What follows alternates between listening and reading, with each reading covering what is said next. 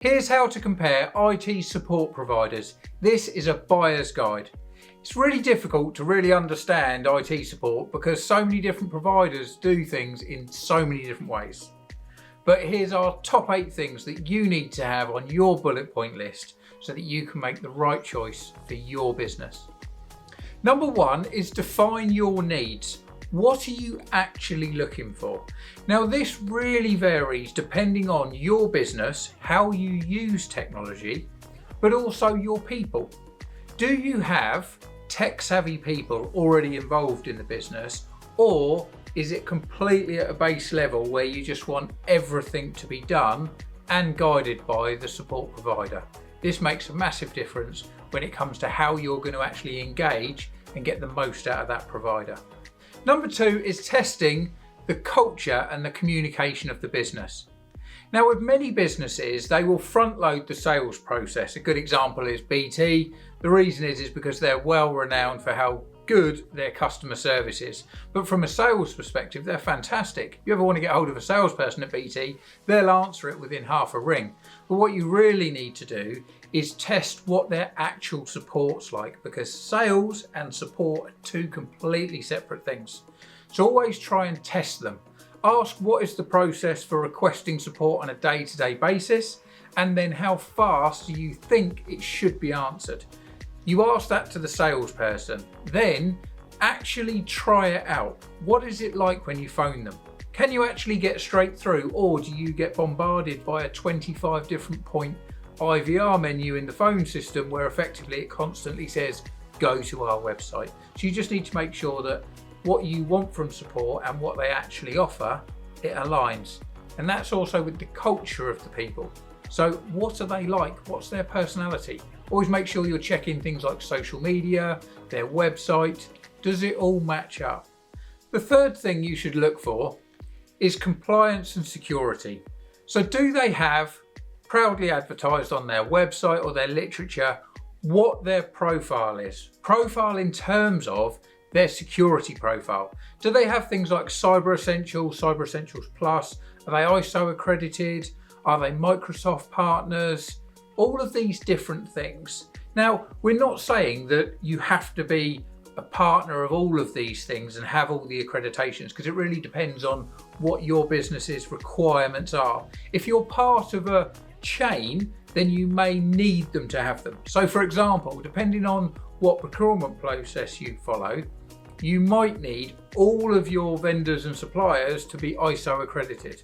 So you just need to make sure of these things before you actually have a meeting with them, because if they're not, then you don't want to waste your time.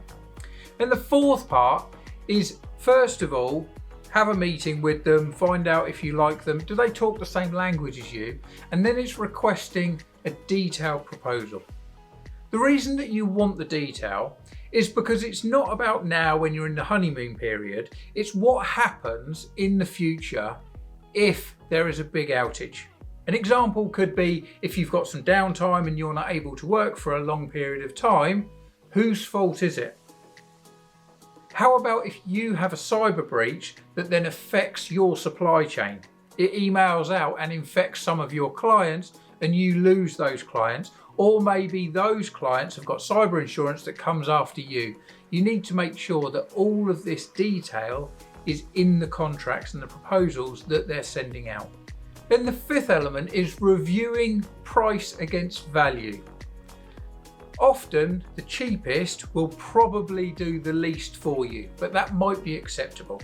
Now there's a massive scope when it comes to IT support in terms of you've got the full proactive all the way along to just break fix. So the difference is proactive would be lots of upfront work, doing work in the background, making sure that your machines are always up to date, that you're regularly meeting with these people, they're doing site reviews, they know everything that's going on, and that's not because you're asking them to do it, it's because that's part of their proactive package.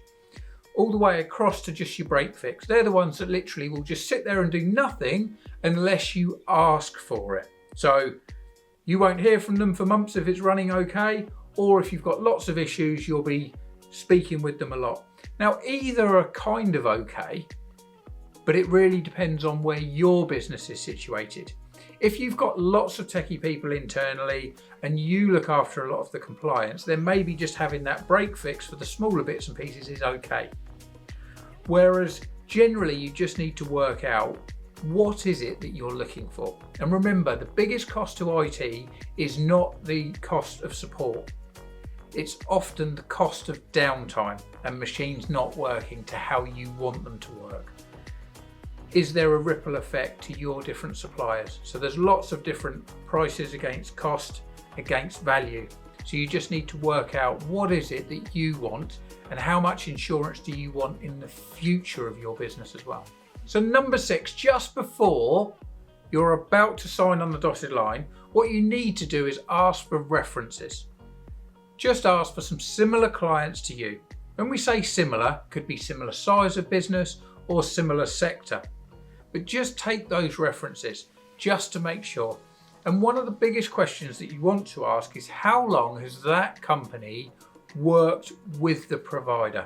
It's really important that you get up-to-date references. And also, has that provider recently changed? There's a lot of mergers and acquisitions going on in the IT sector. So sometimes there's companies that might advertise that they've been established for 25, 30 years, whereas actually they've only really been going for 1 year and all they've done is just bought a company name of someone that's retired. So just make sure that you do take thorough references. Number 7, the onboarding and transition. Before you sign anything, they should already be explaining and showing you how they approach the onboarding. Do they have a structured process, or is it just a case of they'll give a call to your current IT company? You need to make sure that all of the relevant information is taken, and then how do they then put that into their systems? Do they have a structured approach? Do they have a platform or a database where they're going to keep all the information safe and secure? It's so important that this is done properly from day one, because what you don't want is in 6 months' time, there's some kind of issue, they've missed something, they don't have a password or access to something that then causes big issues. So you need to make sure that the onboarding process is already a pre-planned one that they've used many times before. Just ask, do they have a turnkey process, or are they just doing it effectively off the skin of their cuff, where they're just going to make a phone call and try and work it out as they go along? And then number 8, the final one, do they then have a review once you're onboarding?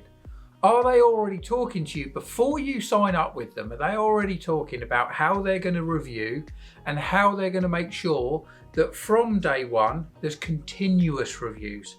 Are you already booking your quarterly business reviews with that company, just to make sure that everything's always up to date?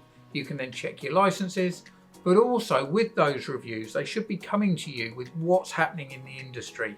The evolution of technology is faster than it's ever been. You need to make sure that you're planning and working with a company that's going to help you with making sure that you navigate the future of your business to make sure that you stay in front of your competition. Trying to choose a new IT support provider can be a bit of a minefield, and there's not necessarily a right or wrong answer, but there's definitely going to be companies that are going to help you more than others.